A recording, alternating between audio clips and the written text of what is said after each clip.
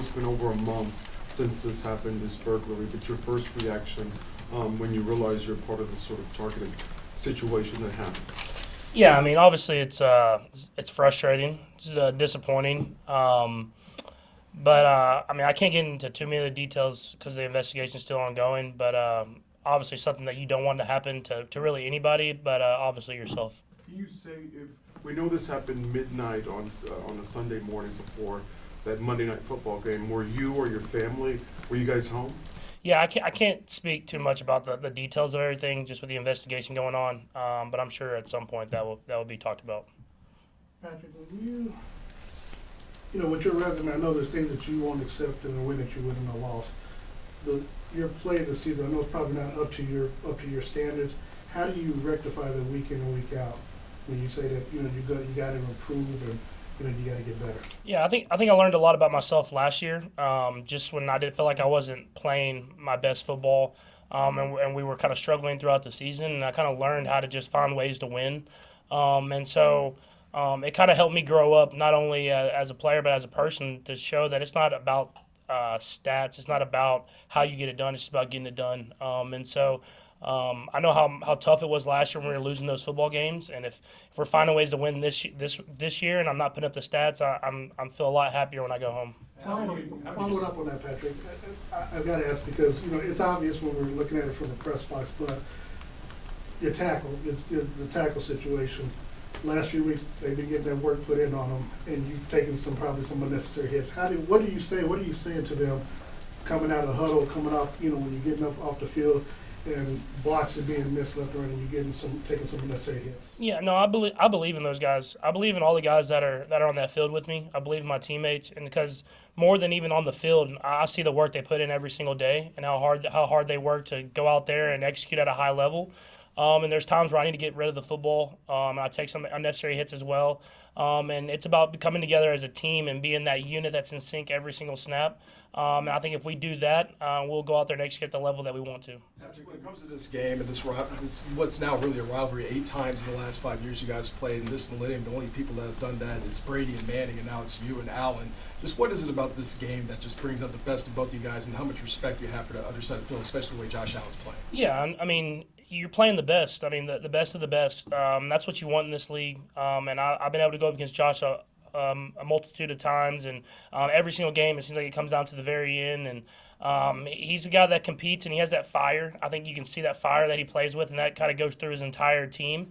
And a lot of guys have had a lot of success, and so we know it's going to take our best football. I think that's what we know, and if we don't, we're going to lose, and we've lost some, and we've won some. So I'm just hoping that this week we can get out there, play our best football, and find a way to get a win. And you've played so many games so far with that friendship you guys have had. You guys have played golf together. It's been all documented on that. But like now, as the games have progressed, is the kind of conversations is still there? Is it kind of spaced away since the games have been so crucial? No, we still stay in touch. I mean, especially in the off seasons, just kind of with both of our love for golf and just being around the people. And I know Shane Buechele, and he was here, and now he's there. And so he's a really good dude. I think that's why his team plays so hard for him.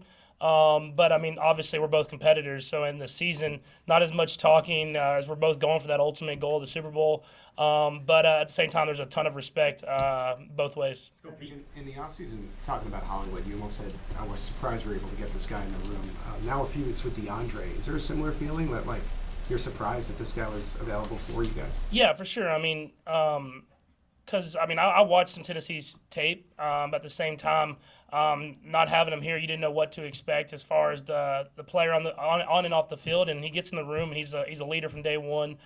He's teaching younger guys. He's helping younger guys in the room about stuff that he's learned. And then you get on the practice field, and you see how explosive he still is and how he can still make these plays. He can go one-on-one with the best of the best and win. And it was definitely a pleasant surprise for me just seeing him on that football field. And I think I can even give him more and more chances as it goes on, because he seems like he's making plays every time I do. Patrick, you were pretty close to having a pretty big offensive day on Sunday. You talked about those couple misses you had after the game. Just wondering, how long do you focus on that?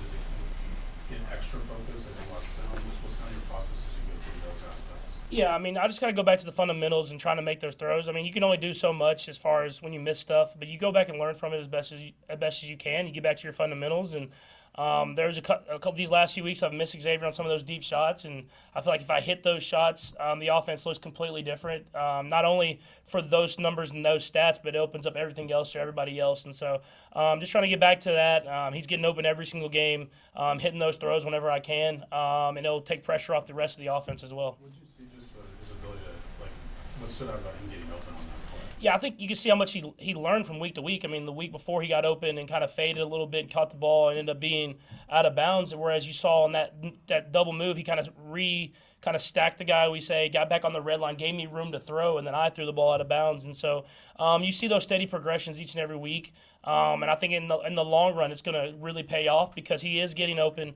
And I have the confidence I'll be able to hit him on some of those shots down the field. And like I said, it's going to open up the rest of the offense as well. Jeremy, you mentioned a minute ago, like you learned how to just embrace how to win the game, stats aside. Like, how would you describe what that looks like and feels like in game? Yeah, I think you get a feel for how the defense is playing. You get a feel for how the whole game's going, the flow of the offense. And then you try to make the best decision on when to not and when to take chances. In certain games, you got to take some of those chances. You got to go out there and score some points. And I feel like I've done that at certain points this year. And then in certain games, the defense is kind of shutting the door. They're winning the game kind of for us. And I just have to execute in those big moments. And I think last week, if I executed on that throw to Travis or Xavier in that last drive, that would have been kind of reading the game the right way and getting us enough room for the win. And luckily for us, Leo makes a great play whenever I don't execute in that moment. But I've learned from playing a lot of games to kind of winner those big moments and when you need to go out there and make plays. We'll go last few, Nate, Vahe, and then Todd. Go ahead, Nate. Patrick, similar to you is someone like Chris on the defense. You know, his stats may not reflect the sort of play that he's having, but what have you sort of appreciated or noticed from what he's done this season, kind of in a similar vein from a leadership standpoint on the defensive side? Yeah, first off, like you said, leadership. I mean, he comes to work every single day. He gets after it. He's practicing hard. He's showing that. I mean, he's another guy that's going to have a gold jacket, and he's showing that he can get in there and get reps in practice, and he can get after it. And I think more than anything is he understands the scheme that the offense is doing. So sometimes he's taking up 2 blockers. He's taking up 3 blockers so that a blitzer can get free. And a lot of times you might try to do too much in that situation, but he knows that when his time comes, when they do give him that single one-on-one block, he's going to win. And those are usually the biggest moments of the game. And I think they do a great job as a full defense of executing and running the entire scheme. And it's not about one guy, but it does help when you have that guy in the middle. Bye. Patrick, it seems that DeAndre has a bit of a distinct skill set. I wonder how that affects your reliability with him, your connectivity with him. Does that give you kind of a mindset of chemistry with him? Yeah, I mean, I think just the ability to win one-on-one is special. I mean, that truly is special, and sometimes it gets lost. Because whenever you got a guy in the boundary that's one-on-one with, like this week he was with Surtain, and Surtain's one of the best corners in the league, and he was winning some of those. He's winning some of those matchups, and he's really kind of showcasing that he can win one-on-one versus anybody. And that stuff that takes pressure. It puts pressure on the defense whenever I'm hitting those guys over there in those one-on-one matchups and making them push guys over, which is opening up everybody else. And so that, as well as being able to make tough and contested catches, like the deep cross he had over the middle of the field, that stuff that just in my mind shows me I need to give him more and more chances in those situations. Is there any part of his game that you didn't realize he'd have? I mean, is there something that has surprised you?